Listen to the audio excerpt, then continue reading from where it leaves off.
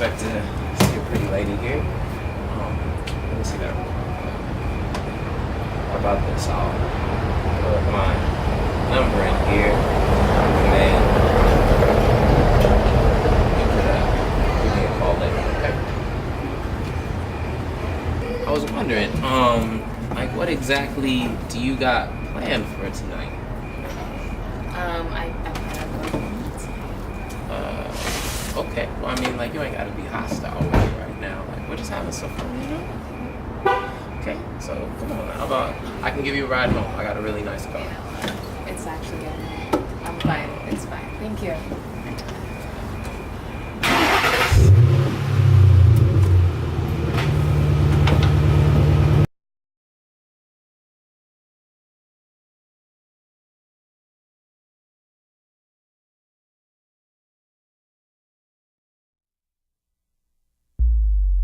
At night, they howl at the moon.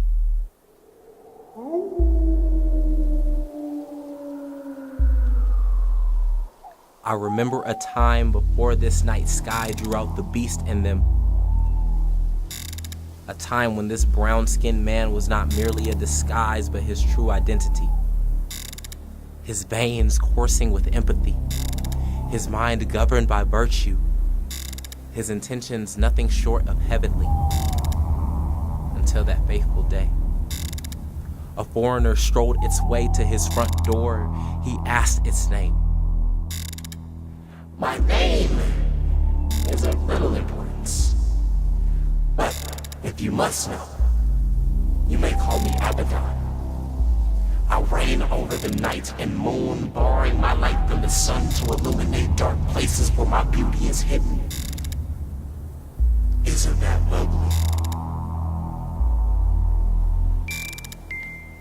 He foolishly invited it in. Its enticing words plucked at the strings of his infantile male ego, faintly diminishing others' significance by bolstering his self-worth. With words reminiscent of entitlement. Its promises of handing him the world only in exchange for his integrity. His self-centered youth agreed, unaware of all that would truly be done to him. It marked him of his own, 3 6-inch incisions proclaiming him monstrosity. His backbone snapped into broken moralities. Hair follicles gave way to a beastly complexion, mouth salivating at the possibility of innocence consumption. But only at the beck and call of the moon. The sun rays disguise what lies within. These lessons in deception, the perfect conduit to lure prey away from the crowd, misleading seduction at its finest. For once in isolation, he sinks his teeth and claws into foreign flesh, proclaiming he owns it, saying that she asked for it, with her slurred speech and the way that dress draped across her thighs. These things screamed yes, even when she screamed no. It's her fault. See, yes, it's her fault. Her dialect's contradictory to itself. What did you expect from him? I mean, boys will be boys, right? He has been taught that you'll never be seen as the problem if you just learn how to blame the victim. A rape culture breeds werewolves and he is their newest recruit. But this mutation has yet to fully set in for him. I can see it in his eyes. His faint glimmer of humanity prays for an escape. Longing to return to his old self. To rid himself of this savagery, but maybe it was a part of him all along. Nightfall is coming. His anxiousness is rising as he feels himself slipping away. He hates what he has allowed it to do to him. A gentleman turned predator as it leverages its misogyny against his morality. And as always wins, the control freak it is, continuously giving and taking as it wishes, but never returning the parts that help make him whole again. A twisted hallucination, and he fears the truth in these nightmares of losing himself to the beast that lingers inside the walls of his body, to soon join the statues of former men who now can only howl at that night moon. The horrific irony is that he is no victim. Complicit in his actions, he foolishly submitted to the process.